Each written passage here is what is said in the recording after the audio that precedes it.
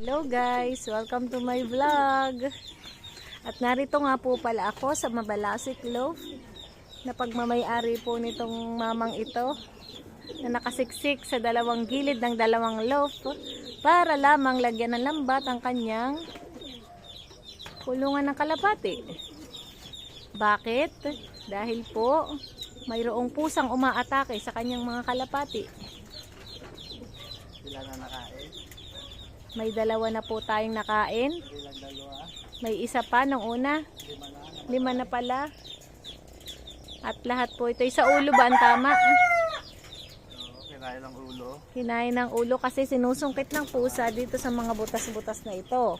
Wala nga pinatubig. Kaya napagdesisyonan po ng may-aring ito nalagyan ng lambat ang kanyang kulungan upang hindi maabot ng mga pusa.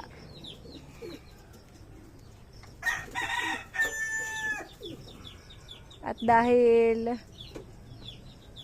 magkatabi po ang kanyang kulungan ng kalapati, ay kinakailangan niya sumuot sa pagitan ng dalawang kulungan upang malagyan ng lambat.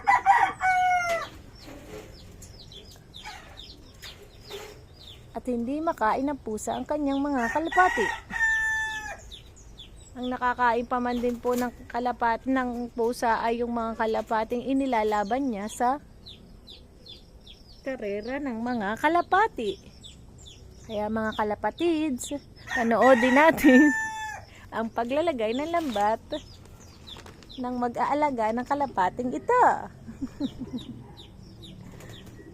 Yan po siya, nakasiksik siya sa pagitan ng dalawang kulungan.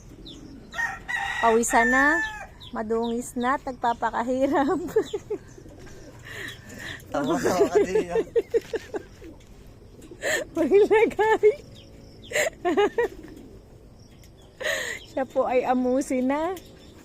Tagaktak na ang pawis. Nabutas na ang kilikili ng kanyang damit.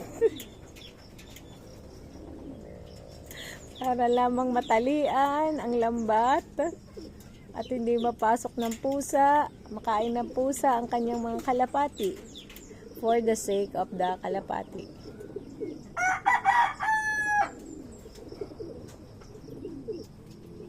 Hindi pa po yan nakakapagpatuka.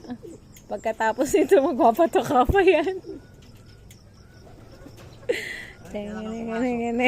Ha? Ayan, pinapapasok lang po ako sandali sa kanyang kulungan para maabot ang tali at may tali. Tadaan mga kalapatid. Ayan po ang kanyang mga kalapatid. Nasaan? Kaya wait muna.